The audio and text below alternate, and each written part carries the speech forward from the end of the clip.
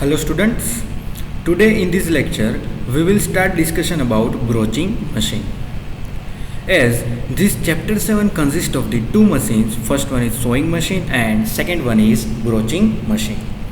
So in previous lectures we have completed discussion about sewing machine and now we will start discussion about the broaching machine. So first of all, let us understand the working principle of broaching machine. So to understand that, let us have a look at figure shown over here. So first of all, the first thing that you have to know that broaching operation is performed by using the broaching tool. And this broaching tool consists of the multiple teeth as shown over here. This tool consists of the multiple cutting tooth, and this tooth helps to remove the material. And in this broaching operation, this tool has given two types of motion. It may be a pulling type of motion or it might be of a pushing type of motion. And as you can see, the tooth provided on the broaching tool are in increasing order. So first the tool is comparatively smaller, then the tooth increases as we move in the forward direction. So as you can see, as the component has available thickness as shown over here. So initially component has same length and width. Now when the broaching tool is given pushing motion, what happens? The first tooth removes the material as the depth available of the tooth. Similarly, when the tooth proceeds further, the further tooth available removes the material and increasingly the depth of cut increases as the tooth available in this broaching tooth are increases. So that is how in a single stroke larger amount of the depth of cut is obtained by using this tool. So the depth of tooth available increases step by step, and that is how the depth of cut also increases. So final depth of cut, that is nothing but the sum of the depth of thickness or the depth available of the tooth. So here in many of the cases the tooth or the workpiece may remain stationary. So if the broaching tool is moving in forward direction or maybe in a return direction, at that time workpiece may be stationary. Or in some of the cases the workpiece may move in forward direction and this broaching tool may remain stationary. So depends on the requirement what type of components needs to be produced. Based on that the movement is given to the workpiece or maybe to the tool. So as I told you, there are two types of the movement. It may be a pushing type of movement or it may be a pulling type of movement. So let us see push type broaching operation. Now as you can see, workpiece is available and this broach is pushed towards the workpiece. So as these teeth are moving over this workpiece, they are removing the material progressively one by one.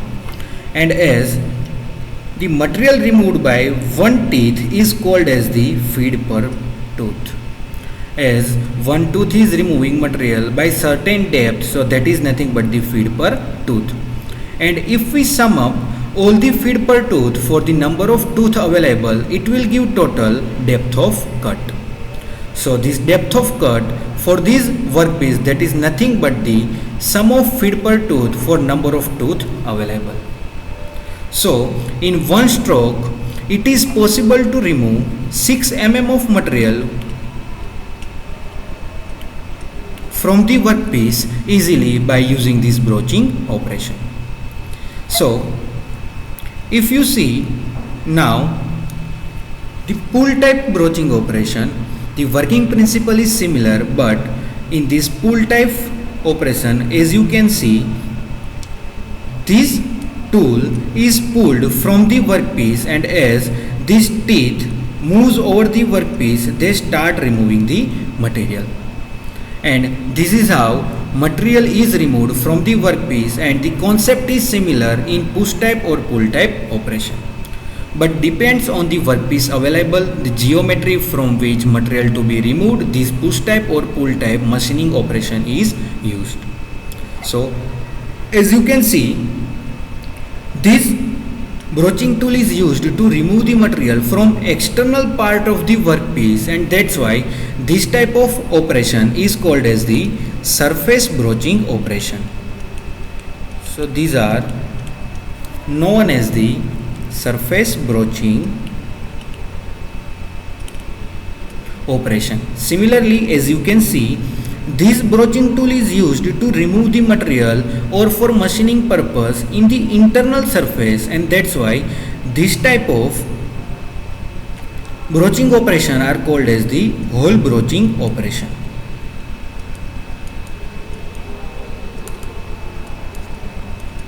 So external broaching operation are also called as the surface broaching operation, and internal broaching operation are also sometimes known as the hole broaching operation.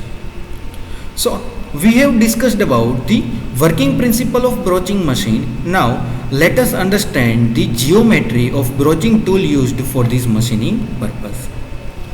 So to understand the elements of broach tool and or geometry of this broaching tool, let us have a look at the simple figure shown over here. And to understand all the elements available, we will divide this figure in some of the parameters so that it is easy to understand for you. So if we draw similar figure over here,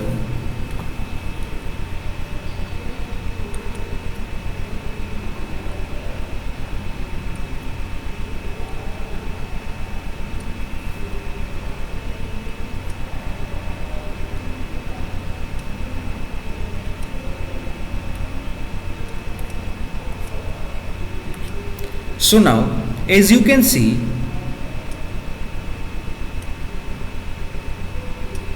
first point, that is, this is the tooth and this tooth has certain depth. So this particular range or this particular height is known as the depth. It is called as the depth, which is indicated over here. Similarly, if you say any of the tooth has this top portion, and this top portion is the main surface that comes into the contact, so this top portion of the tooth is called as the land. So it is known as land, which is indicated over here. And this land, as you can see, this top portion has provided certain angle from the horizontal axis, and this angle is nothing but the clearance angle, and this clearance angle is shown over here. So this clearance angle is provided for the purpose of to avoid the rubbing and friction action between the workpiece and the tool. As this angle is provided, it results into the removal of material from the workpiece very easily. Similarly, if you can see, if we enlarge this portion,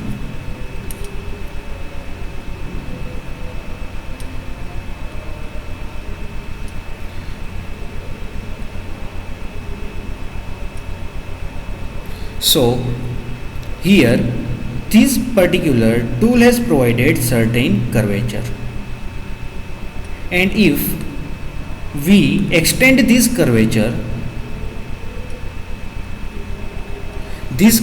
makes a certain angle with the vertical axis, and the angle made by this curved portion with this vertical axis, this angle is called as the hook angle or rack angle. So this angle is known as hook or rack angle, and this rack angle is the main angle which helps to remove the material, and this angle is selected based on the condition if the material is brittle or if this material is ductile material. And similarly, this angle is indicated over here.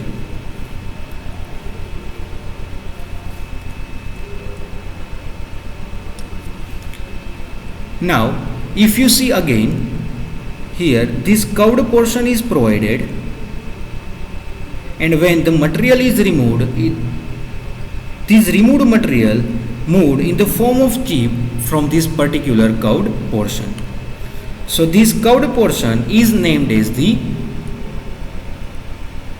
hook radius, because this curved product has certain radius, and this radius is known as the hook radius, and this part is given another name, and that name is called as the gullet. So it is also known as the gullet. So this gullet is nothing but the chip removal space. From this particular space, chip is removed easily. And the next part that you can see, the distance between two teeth. Here the consecutive distance between these two teeth, this distance is called as the pitch. And this pitch, again, if we define, it is nothing but the distance between these consecutive teeth. And this distance will be similar for any of the two teeth you consider which are next to each other. So these are the different parts which are helpful to understand the geometry of this broaching tool. Now let us consider the entire broaching tool and the major parts available in it. So as you can see in this second figure, main entire broaching tool is shown, and the majorly, if you can see, this broaching tool is divided into main three different sections or three different sets of teeth, from which this first set, that is the roughing teeth, and this roughing teeth removes the maximum material from the workpiece. Further, the another section is divided, is called as the semi-finishing teeth, and this semi-finishing teeth removes lesser material compared to these roughing teeth. And the last teeth, that is the finishing teeth, and this teeth and these sets of teeth is useful for the finishing purpose. Now here clearly see that in the case of roughing teeth, these teeth are progressively increasing by certain amount.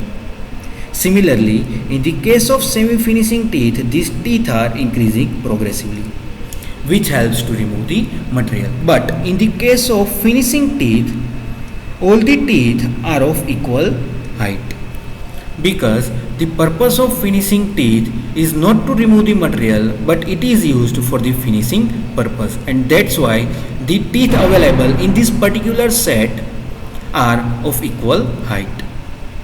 So these are the different section of teeth available in this broaching tool. Again, you can see over here this front pilot, and this front pilot is helpful for movement purpose in the hole that we need to generate. And at the another side, this rear pilot is also provided, and this rear pilot is helpful to provide the support during the machining operation. And the entire or the full length of this broaching tool is called as the overall length. And the particular portion or the length which will be helpful for holding purpose during machining, that length is known as the shank length. And main, as we have discussed, these roughing teeth and semi-finishing teeth are useful to remove the material from workpiece. That's why these two teeth are called as the cutting teeth, and this particular portion is shown over here. So these are the main elements of the broaching tool which are important to understand, and as these all are discussed over here, and the combination of these different angles available over here and the different elements shown over on this entire broach tool, and this entire collection of these elements is known as the broach geometry. So in exam, the question may be asked as explain broach geometry in detail with figure. So at that time you need to draw both the figures which indicate some of the angles available, some of the parameters between the tooth available, and all number of teeth available in this broaching tool. and then explain each and every elements available in this broaching tool as we have discussed. So I hope you have got clarity about this broach geometry and what is the importance of each and every elements available in it. Now we will understand this basic broaching process. So as you can see, in this particular broaching tool or on this particular tool, this tapered shaft is provided, and on this tapered shaft the tooth are provided which are in progressively increasing manner. And when this pushing force is provided, these teeth starts removing material from the workpiece and progressively depth of cut is improved in this particular broaching operation. And during this broaching operation, cutting hole is also forwarded as the machining operation is happening, the heat is generated due to the friction or the cutting action between this workpiece and the tool. And this cutting hole helps to dissipate the heat that is generated during this machining operation. And how this broaching tool operates, that we have also discussed during this working principle of this broaching machine. So simply pushing or pulling type of force is given to this broaching tool, and due to the increasing number of tooth available, they removes the material from the workpiece. Now we will discuss about different types of broach available, because the broach available are also in the different range, and as per requirement different types of broach are used. So first type, that is the based on method of operation. So based on method of operation, as we have discussed, the first type of broach, that is push type, and second one, that is the pull type broach. So if we are applying pushing force or if we are applying pulling force, based on that these broach are divided. The second one, that is the based on kind of operation performed. That means how this broach tool perform the operation, based on this they are also divided. So based on that they are divided as internal broach and external broach, because if broaching operation is performed on the external surfaces or if it is performed on the internal surfaces, based on this these broach tool are divided.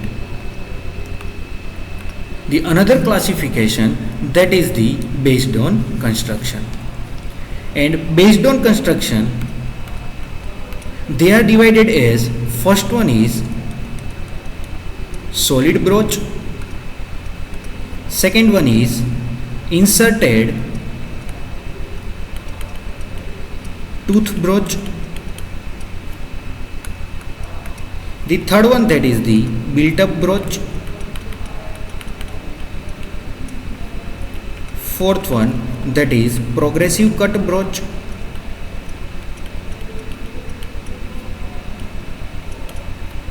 the fifth one, that is the overlapping